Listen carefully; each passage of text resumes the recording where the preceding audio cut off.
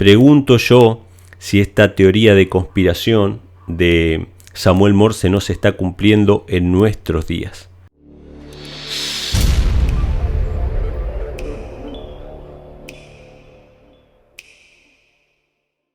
¿Qué tal amigos? Bienvenidos a un nuevo video. Como pueden ver en el título, vamos a hablar hoy acerca del inventor, el famoso inventor Samuel Morse. Ustedes saben que estoy residiendo actualmente en la isla de Puerto Rico y gracias a Dios tuve la oportunidad de visitar el pueblo de Arroyo mientras paseábamos con la familia durante este fin de semana, y tuve la posibilidad de ver un monumento y algunas referencias a este conocido inventor, ¿sí? Samuel Morse, el que inventó el telégrafo, que fue básicamente el punto de partida para el avance de las telecomunicaciones a nivel mundial. Es decir, hoy tenemos el teléfono, tenemos internet, tenemos todas estas formas de comunicación gracias a este primer paso que se dio por allá por el siglo XIX, mediados del siglo XIX, por parte de este conocido inventor. Sí, estuve en el pueblo de Arroyo en Puerto Rico y pude ver algunos monumentos que aparecen allí. Se los voy a poner en pantalla algunas fotos.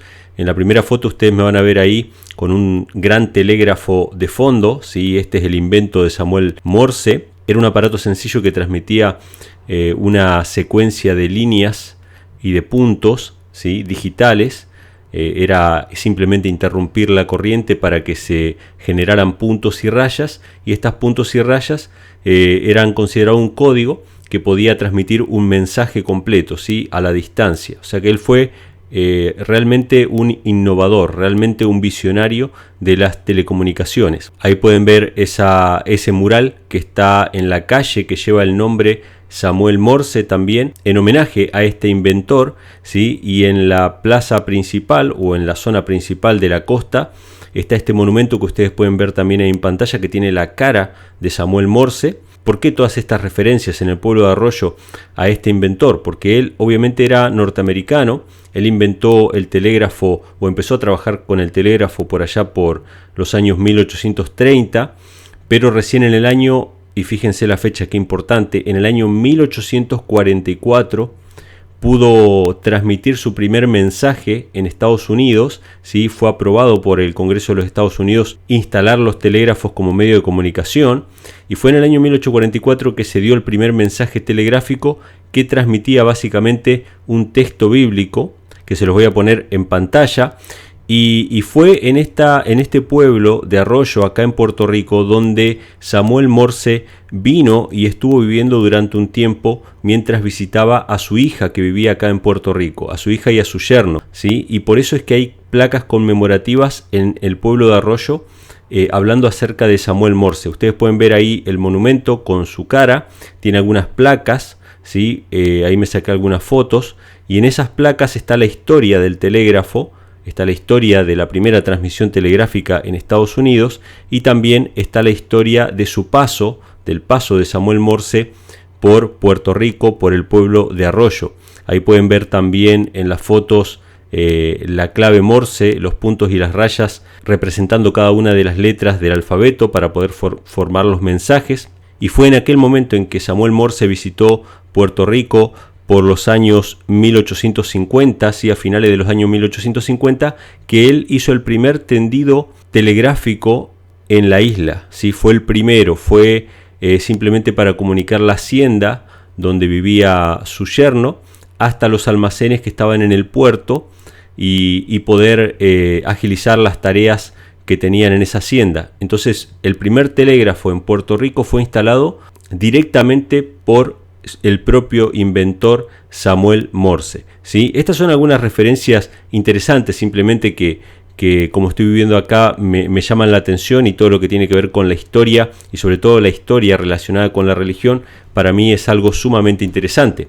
Pero el video que quiero compartir con ustedes hoy no es tanto por la faceta inventiva de Samuel Morse, sino más bien por la faceta político y religiosa que él tenía. Él no solamente era inventor, él era artista. No fue reconocido como artista, pero sí como inventor, porque obviamente puso el telégrafo a disposición de la humanidad para que se empezaran a transmitir mensajes y se acortaran las distancias. Ya a finales del siglo XIX habían cables telegráficos que atravesaban el océano Atlántico, o sea que básicamente el avance del conocimiento, de la información a través de las telecomunicaciones se deben básicamente a Samuel Morse, bueno, y a sus predecesores, ¿no? Porque habían telégrafos antes inventados por otras personas, pero que el que llegó a hacerlo realmente práctico, realmente útil y a cortar realmente las distancias fue Samuel Morse. Pero fuera de su faceta artística y su faceta inventiva, me gustaría mencionar algunos aspectos de su pensamiento político y religioso. Él, después de haber viajado por Europa, llegó a Estados Unidos y en la década de 1830 él publicó un libro, que es lo que yo quiero compartir con ustedes, un libro titulado Conspiración extranjera en contra de las libertades de los Estados Unidos. ¿Sí? Acá tengo el libro. Esta es una edición facsímil, que creo que es la única que existe en circulación, en PDF. Se las voy a dejar en PDF también en la descripción de este video. ¿Sí? Conspiración extranjera en contra de las libertades de los Estados Unidos. Y Samuel Morse se explaya en este libro hablando acerca de las diferencias de los puntos de vista entre la visión protestante y la visión católica acerca de la libertad de conciencia y de las libertades civiles, ¿sí? Es un libro que ha sido tachado como un libro conspiracionista simplemente, ¿sí? Algo fantasioso, algo de parte de una persona fanática religiosa, ¿sí? Ha sido llamado un libro discriminatorio, ¿sí? Y bueno, muchos otros motes. Y ustedes saben que mientras investigaba un poco en internet acerca de Morse y sus opiniones con respecto al catolicismo romano y con respecto a esta conspiración en contra de las libertades norteamericanas, me encuentro con un artículo que fue publicado en un portal de noticias. Fue publicado por el diario El País recientemente. Yo se los voy a poner en pantalla a la captura, pero el artículo habla acerca de una encuesta, de un estudio, como la mayoría de esos estudios que se hacen para tratar de manipular la opinión pública, y obviamente es un estudio hablando acerca de política y de teoría de conspiración, y el estudio arrojó, según este artículo, que los ultras, ¿sí? Se refiere a los ultraconservadores, a los ultraderechistas. ¿Sí? Ustedes saben que hoy en día el periodismo habla de izquierda y de ultraderecha, no habla de izquierda y de derecha, ¿sí? O de derecha y ultraizquierda. No se habla de eso. Se habla solamente de izquierda y de ultraderecha. O sea, porque no existe la derecha, existe la ultraderecha para darle un tono despectivo. Ustedes saben que nosotros como cristianos no somos ni de izquierdas ni de derechas. Ustedes sabían eso, ¿verdad? Nosotros creemos en la libertad de conciencia, creemos en la libertad de culto, creemos en la libertad en todos los sentidos, ¿sí? Y a veces la derecha obviamente ha ido en contra de la libertad cuando tiene el poder a su disposición, ha perseguido a todos los que piensan distinto, y obviamente la izquierda ni que hablar es lo que estamos viendo actualmente. Pero en esta lucha, cuando se habla de los ultra o se refieren a la ultraderecha, no están hablando específicamente de personas de derecha propiamente dicho, sino que están hablando de personas conservadoras. Por ejemplo, yo como cristiano puedo ser tildado de derecha, aunque yo no me considere a mí mismo de derechas, ¿sí? Yo me considero simplemente cristiano y por mis creencias religiosas puedo ser tildado de derecha o de ultraderecha, ¿sí? O conservador o ultraconservador. Entonces este estudio, que ustedes pueden ver en pantalla, dice así: las ideologías políticas extremas están más relacionadas con la creencia en que unos pocos poderosos maniobran en la sombra para imponer sus planes, según dos grandes encuestas. O sea, las personas conservadoras o personas tildadas de derecha, sobre todo aquellas personas que tienen creencias religiosas, dice que están dispuestos a creer que un pequeño grupo de personas maniobran en las sombras para imponer sus planes, ¿sí? Esto según arrojan las encuestas. O sea que básicamente lo que están haciendo es agrupar a las personas con creencias religiosas particulares, ya sean el cristianismo conservador, ¿sí? O el catolicismo inclusive, como personas potencialmente conspiranoicas o peligrosas, etcétera, etcétera. Pero me llamó la atención, porque yo llegué a este artículo buscando acerca de Samuel Morse, me llamó la atención que es mencionado, ¿sí? Como un ejemplo de persona conspiranoica de ultraderecha o ultraconservador, por lo que él planteaba en este libro que estamos mencionando ahora, ¿sí? Conspiración extranjera en contra de las libertades de los Estados Unidos. Y fíjense lo que dice la nota. Les voy a leer solamente un párrafo y dice lo siguiente: las teorías conspirativas no son nuevas ni nacieron con Donald Trump. Fíjense ustedes que Donald Trump es el de las teorías conspirativas, ¿no? Ni con los atentados del 11 de septiembre, tampoco tras el asesinato del presidente de Estados Unidos, John Fitzgerald Kennedy, y ni siquiera con el gran conspiranoico del siglo pasado, Adolf Hitler. Fíjense, ¿no? ¿Quiénes son los conspiranoicos? Adolf Hitler, ¿sí? Los que creen que a Kennedy lo mató su propio gobierno, los que no creen en la versión oficial del 11 de septiembre, todos esos están agrupados en la misma bolsa según este artículo. Pero fíjense lo que dice: el inventor estadounidense Samuel Morse, el del telégrafo y el código que lleva su nombre, defendía ya en el siglo XIX que había una confabulación entre el Papa y las monarquías europeas para inundar de católicos su país y así acabar con la democracia americana. Qué interesante esto, ¿no? Fíjense qué interesante, porque a mí me llamó mucho la atención, ¿no? Samuel Morse es tildado de conspiranoico, ¿sí? De loco, de extremista, simplemente por creer que había una intención de parte del Papa y de naciones católicas por acabar con las libertades norteamericanas, ¿sí? Esto es considerado una teoría de conspiración, una locura, una cosa descabellada. Sin embargo, se menciona el tema del 11 de septiembre un poquito más arriba, y obviamente el que escribe el artículo tilda de conspiranoicos a los que no aceptan la versión oficial. Ahora, ¿qué decía la versión oficial del 11 de septiembre? Que un grupo de islámicos que odiaban la libertad norteamericana tiraron los aviones solamente porque odiaban las libertades norteamericanas. ¿Acaso eso no suena tan bien como una teoría de conspiración? Esto nos hace pensar a nosotros de que lo que es tildado de teoría de conspiración no es por lo descabellado de lo que plantea, no es por lo increíble que sea la teoría, sino de parte de quién viene. Si viene de la versión oficial, nunca va a ser tildado como teoría de conspiración, por más descabellado que sea, ¿sí? Pero si no es la versión oficial, entonces es una teoría de conspiración. Esta es la regla, por lo menos con la que está midiendo el escritor de este artículo. Pero bueno, esto es un dato anecdótico nada más. El inventor Samuel Morse es citado acá para decir que su libro, ¿sí?, que es el que estamos mencionando ahora, forma parte de las antiguas teorías conspiracionistas en los Estados Unidos, ¿sí? Y yo quisiera compartir con ustedes un par de citas nada más de este libro, del capítulo 4. Estas dos citas se encuentran en la página 47 y en la página 48. Este libro lamentablemente solamente está disponible en inglés, lo cual es muy difícil, por lo menos para mí, el estudio exhaustivo.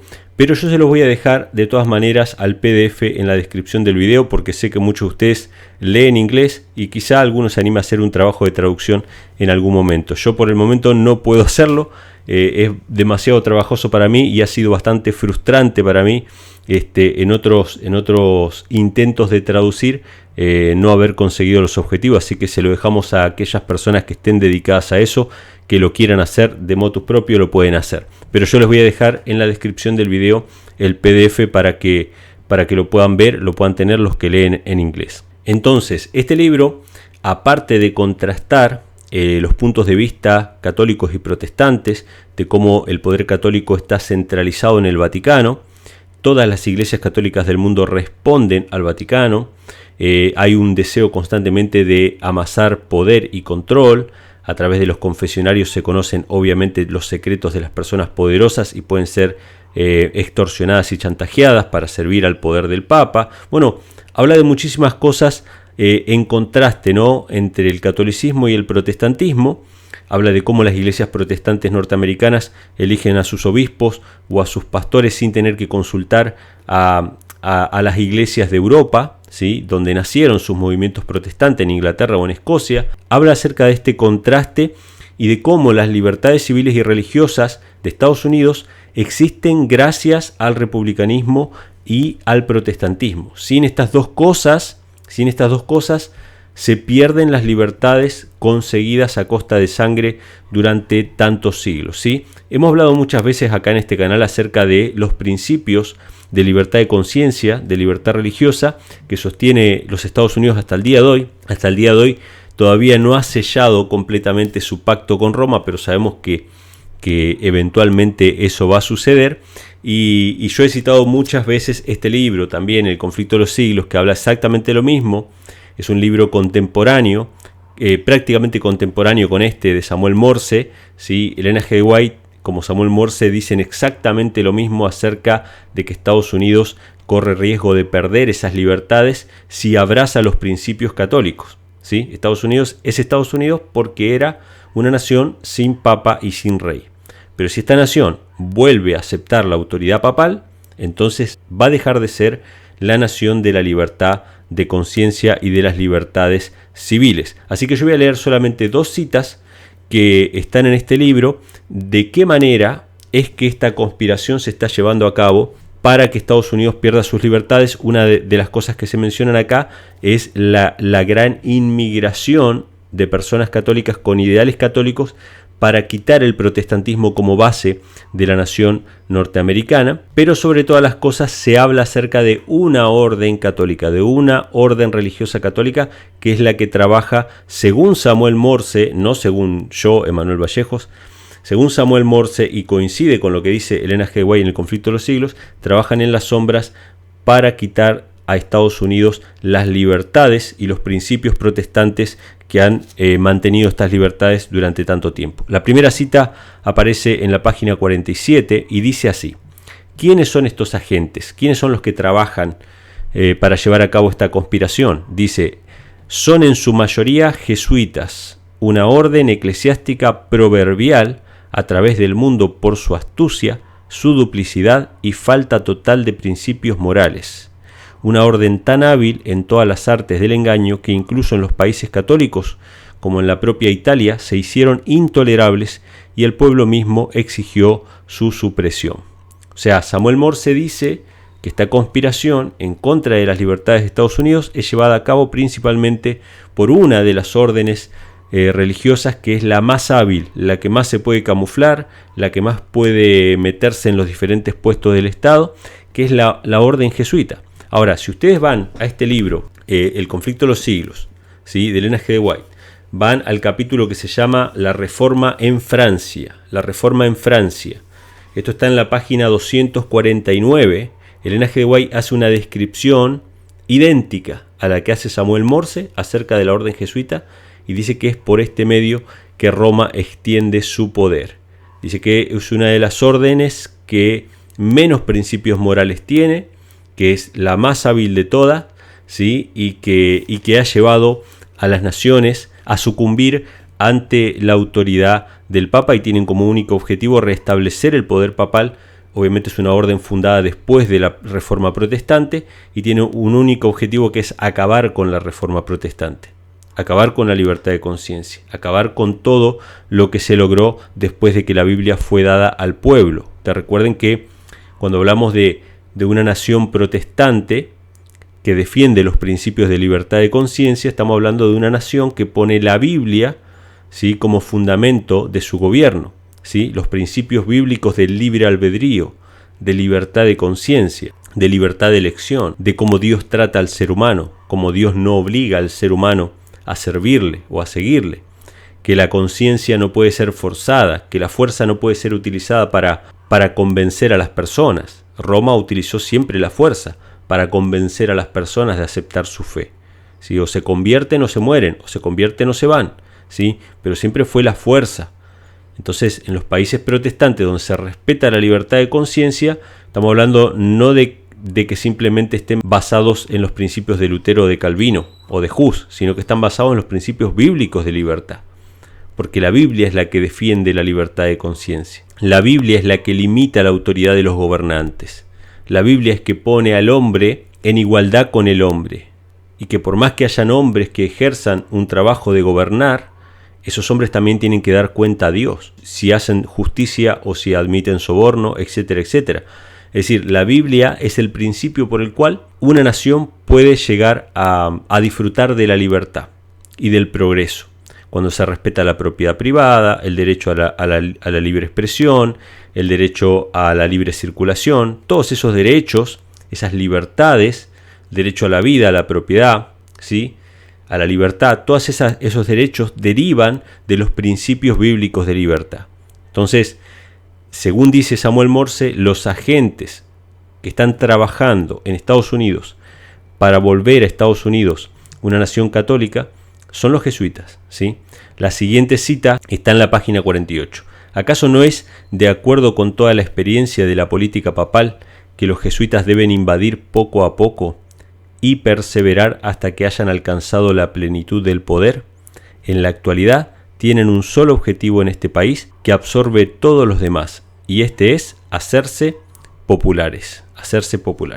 Bueno, dos citas nada más, en realidad todo el capítulo 4, donde están extraídas estas citas de este libro, es realmente muy interesante. Yo la verdad es que no he tenido la posibilidad de traducir todo lo que está acá para poder leer todo, pero me voy a poner a tarea de eso. Si alguien se anima a traducirlo todo y ponerlo a disposición, sería realmente muy bueno.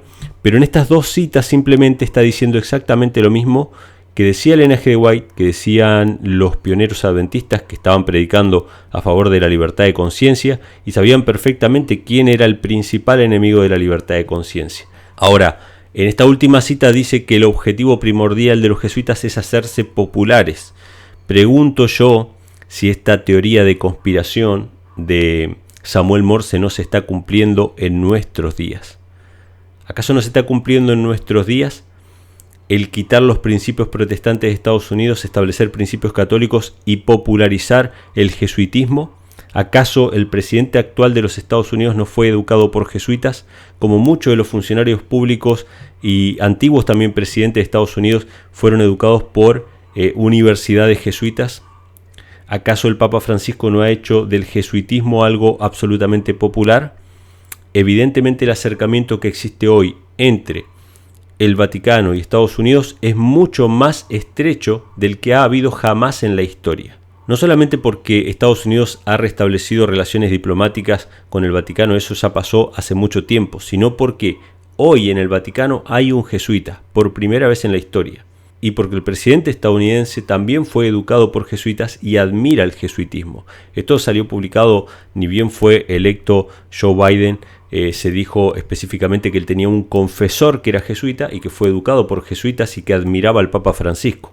O sea que evidentemente no era tanto una teoría de conspiración lo que decía Samuel Morse, sino que realmente este hombre sabía perfectamente las cosas que estaban sucediendo, sabía que la única manera de mantener las libertades en Estados Unidos era mantener el protestantismo, ¿sí? Y no moverse de esos principios protestantes, y sabía exactamente cuál era el principal enemigo de la libertad de conciencia en los Estados Unidos de América. Así que bueno, este es un libro que es interesante, no es un libro que yo pueda decir recomiendo este libro, no, de ninguna manera, no es que estamos recomendando el libro, pero simplemente hay cosas interesantes que quizá alguna persona le pueda llegar a servir en su estudio de los acontecimientos que están desenvolviéndose delante de nuestros ojos. Cada conflicto, cada evento, cada noticia que vemos incluso en los medios de comunicación tienen un significado en el avance del cumplimiento de las profecías bíblicas que fueron escritas ya hace 2000 años, ¿sí? En las profecías de Apocalipsis, también hace mucho tiempo más en las profecías de Daniel, que nuestros pioneros adventistas empezaron a reestudiar y a identificar cada una de las partes de estas profecías, identificando incluso a los Estados Unidos en la profecía, en el capítulo 13 de Apocalipsis. Y teniendo esta perspectiva clara, podemos ver en los acontecimientos la pronta venida de nuestro Señor Jesucristo como está profetizado en la Biblia. Así que ya saben, les dejo el libro en la descripción del video. También les recomiendo el capítulo titulado La Reforma en Francia del conflicto de los siglos, donde se habla de la orden jesuita. Esto está en la página 249. Y ya saben, pueden dejarme acá abajo todos los comentarios. Déjenme sus impresiones, qué les parecieron estas citas, si les parece que hay verdad en este libro o no. Compartan este video con sus amigos, suscríbanse al canal. Ya saben que en Telegram están todos los videos para descargar, los archivos para descargar. Así que nos estaremos viendo, Dios mediante, en un próximo video. Un fuerte abrazo y que Dios les bendiga.